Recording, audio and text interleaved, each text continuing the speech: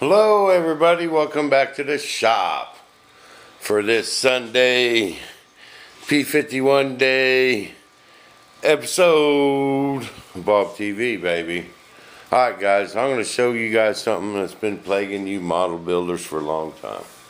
How to make really nice scale gear doors for your P-51 Mustang. Yeah, I'm going to mold some and make them like the Thunder Chiefs. I mean, they're going to be nice, and you guys can do it.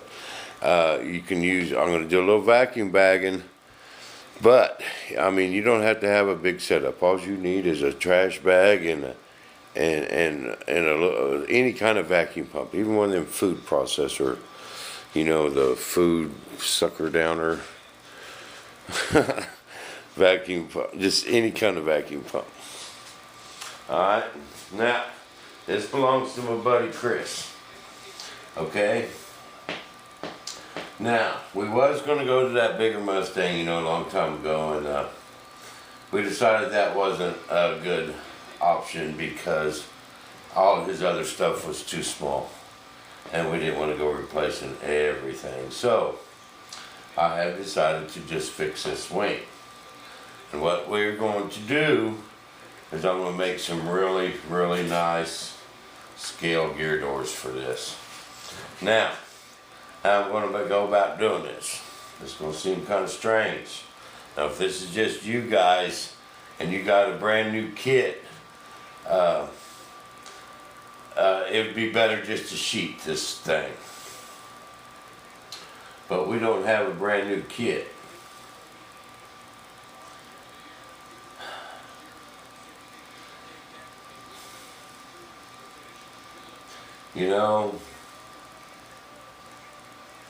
And I think I could just do it just fine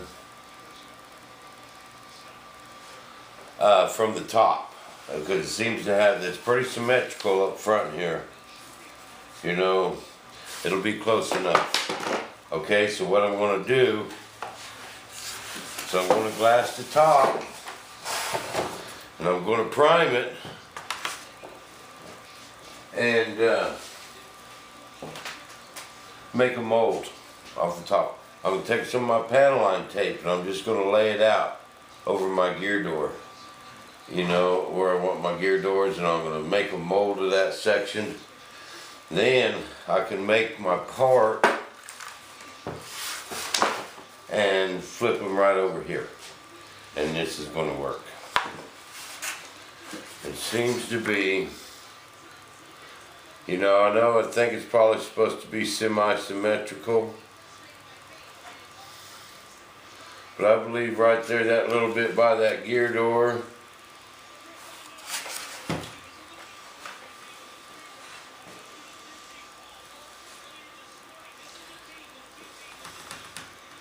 it's going to be good. They might be a bit round, a bit too round, but we can always heat them up and flatten them out just a bit, if that's the case. But I think that's the easiest way to fix this, without chopping, patching in this wood and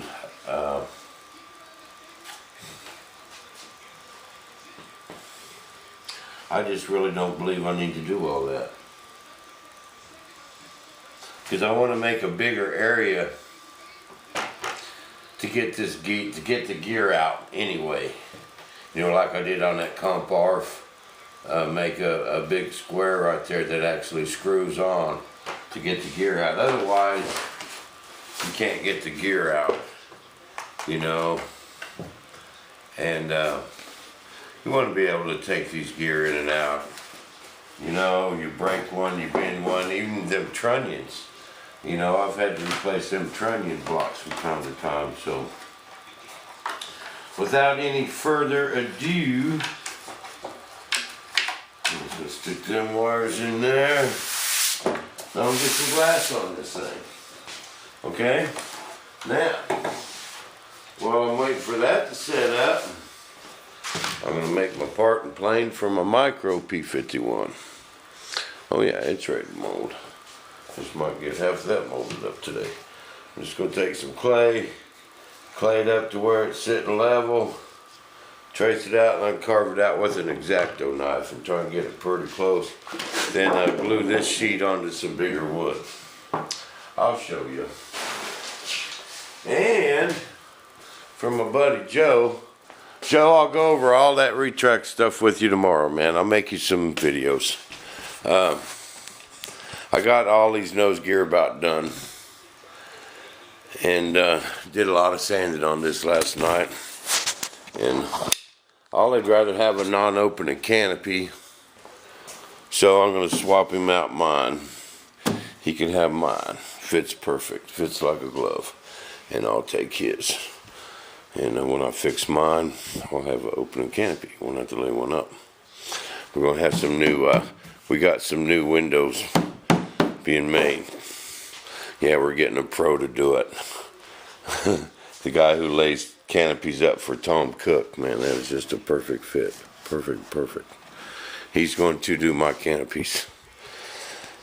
And Joe's got the plug when I get that taken care of. But you guys really got me wanting to make this into a B model. Now I know we're going to get a lot of static. We go rolling this gorgeous airplane out there, and it's the wrong model. Everyone's going to say, that's a D model. They didn't fly a D model. You know, and Ollie said he didn't care. And then a couple of you guys commented, oh man, what a big job that'd be. Oh, come on, you don't think that's going to be a big job for old Bob. Now you got me wanting to do it just to prove my point. It's not that hard, guys. You can do anything you want to these airplanes. All you got to have is the determination to do it. Just sit down, take your cutting tool, and cut that thing up. So now, I'm going to have to do it just to prove my point. It's going to be so easy, guys. I'm going to get that done in a day. I'm going to turn that into a B model. And it's even going to have the gun port up in the nose with the louvered flap. I think I could do this in a day, real easy. I've been thinking about it. All that time I was standing on that thing, I was thinking about it. I want to tell you guys something. You know, this paint job is going to come out so nice. I'm kind of using this other color as like a guide coat, you know, so you can tell where I need to sand a little bit more. That's still got some clear on it. I'm going to take all the clear off and get down into the paint. Then you can see the high spots. You know, anything you need to sand shows up because it'll come out looking like this. But you got to be real careful where the bulkheads are, guys. You'll over sand it and then it'll be soft on both sides of the bulkhead, especially if you press hard. You got to be real careful where your bulkheads are, even if it means not sanding them quite so well. But this thing is coming out so good. It's going to be gorgeous painted. This is going to be gorgeous. I hope you guys know that. But now I got to turn this into a D model. All we got to do is right here where this starts to whoop. See that? Take that straight. Probably go to about right there. It's going to be easy. And then pretty much cut all this off, because it starts to taper. I'll probably leave this back part on it and cut it off from there all the way up, and just redo this one and redo this one. And I already got it planned in the old noggin, the old noggin. Been working overtime. But what I got to do is cut me some glass. So if any of you guys got a P-51 and you want some scale gear doors made, it's your chance to do it. You can do this on a painted airplane even, guys. You know, you might have to repaint the wing, you know, but I can't. just, you know, the bottom where you patch it in, it shouldn't hurt the top paint at all. But you can do this. You know, if you got a plane that's flying and you just got holes cut in your bottom of your wing, you want some nice gear doors, we can do this without tearing your wing up. Alright, now I'm going to show you how. And you guys that are building Mustangs, you can do this too. Now, Associated sells small amounts of this resin for making molds. They sell quarts. You know, they sell a half a gallon. You know, for a job like this, a quart, 2 quarts, you know, it ain't very much. Quart, $30, something like that. Bam. I'm going to kind of overlap both sides a little bit. I'm going to take this scrap. That's what's going to do my ailerons and my flaps. That's scrap I'm fixing to cut off from the back.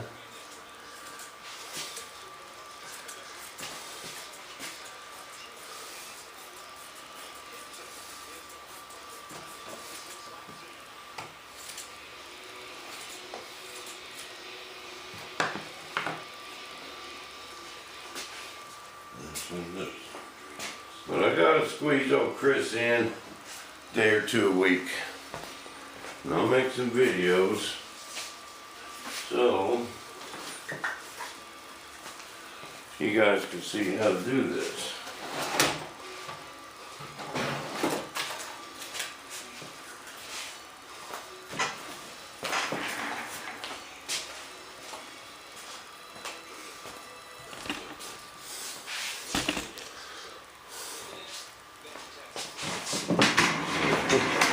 Now I gotta make the D model just to show you guys, or the B model. It's not that hard, guys. I'm not doing it to boast or to brag. I just want to teach you guys how to do it.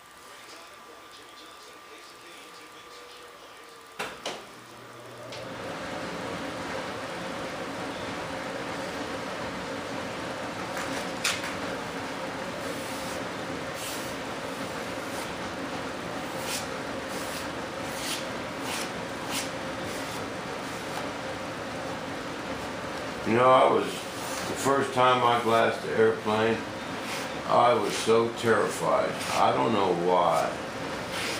You know, I was just really intimidated about it. Oh, I wanted to glass the airplane. Oh, I wanted to paint. You know, all I was doing was monocoating. We tried that silk span, you know, we was painting that. Anytime we wanted to paint something, we'd use that black bearing covering, you know, that silk, the irons on. And we were just really intimidated about it. You know, talked to a lot of people on how to do it, and talked about it in the hobby shop. And it's just, there's really not much to it, guys.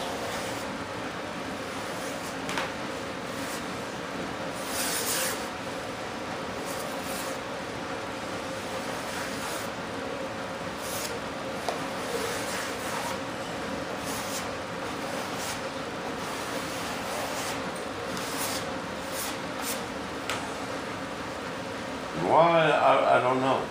You know, it's pretty easy. Ain't much to it.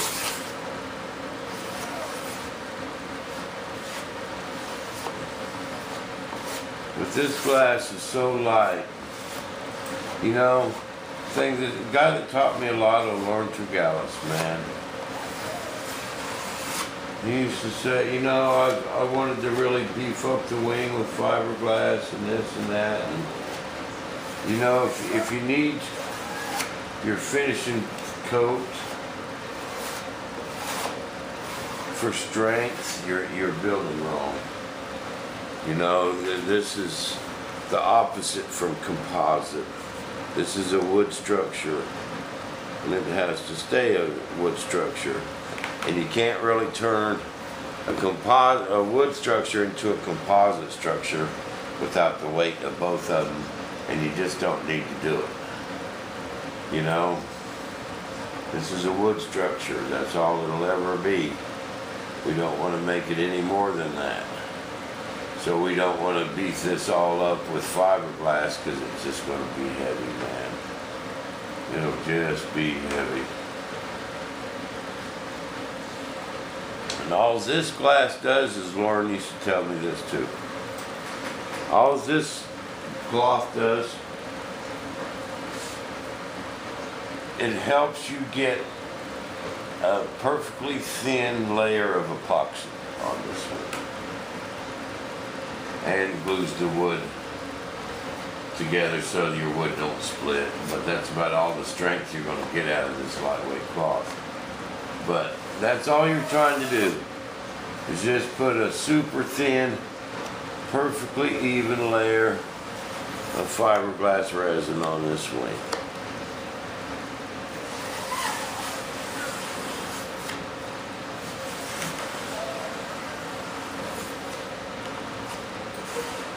You know, and in a way, you know, Lauren used to spend a lot of time over here when we was building them racers.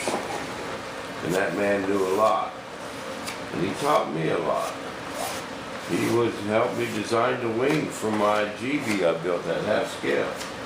You know, we drew that up from scratch. You know, I might have blew the plans up to get the fuselage. The Lord designed that wing. So what he wanted to do is keep it real thick out here on the tips. You know, and it was an elliptical wing. So even though it looked like it was getting thinner out there on the tips, it wasn't. It was the same thickness almost all the way to the end. And that keeps it from tip stalling. That keeps it from losing lift. If your wings get too thin, you know, they just don't have the lift. And sure enough, that wing did real good on that airplane. But in a way, you guys are learning stuff that was passed on to me by Lauren. He's still around. He's an old timer now, man. He's at the flying field a lot. He's out of the racing and all of that. And he just likes to get out there and fly his electrics. And now and then you see him out there with the gas plane. He goes to the dump quite a bit. But you know, I really learned a lot off of that man. You know, he's just got so much knowledge. And in a way, you guys are learning what Lauren taught me, so we're passing on knowledge from Mr. Lauren Tregallis. You know, that guy, it would start out as, hey Bob, I'll give you 20 bucks, glass this wing for me. Say, all right, come on over, Lauren. You know, and we'd glass it, you know, that evening, and the next thing you know, well, I'll bring you that. How about I bring them flaps and ailerons over tomorrow for another 15. Before you know it, he'd have that old airplane over here. I'd be glassing and painting it for $100.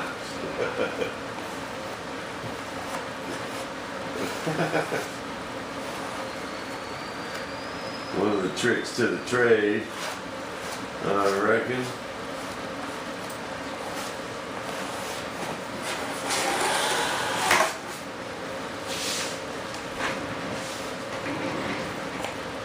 was locked on, Lauren. But I'll tell you what. See, then we'd go over to Lauren's house, and he'd have a couple old airplanes there and crashed ones. I used to get a lot of his crashed airplanes and fix them. But you can take anything, and that man, everything owns for sale type guy, and you can just go over there. Oh, Lord, I want that. And he'd set you up on a payment plan, man. Then I'd fix it. He actually bought back a couple airplanes that I'd fixed. He had this one gorgeous bi-wing, man. Fully composite. So it was one of them racing bi-wings. The thing was gorgeous, man. And he'd cartwheeled it, landing it. Kind of tore the wing off. And I went in there and fixed that thing. Went to the auto parts store. Oh, it had a crazy paint job on it too. And went to the auto parts store, had the paint matched and touched it up, man. And oh, it looked brand new. Lauren came over, he almost started crying. He bought that airplane back.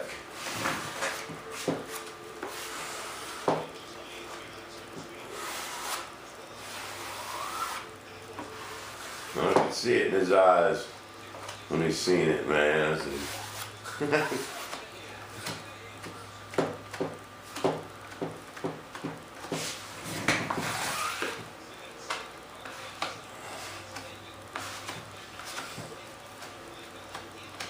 alright, now we're going to let that dry for a couple of hours, then we're going to put another coat on it. And I'll be back with some more Bob TV. How's that?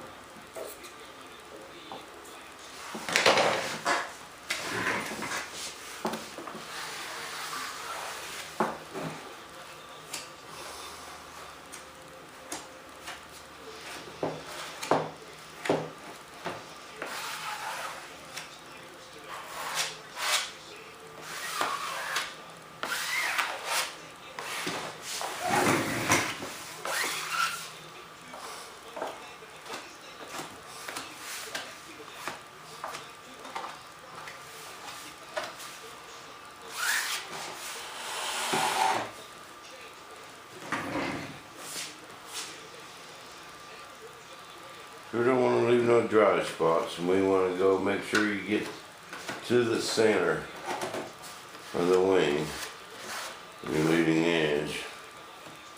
Main thing is no dry spots. A lot of this first coat's going to soak in, man. You'll be surprised. You don't want to do anything about her now. Just let her sit.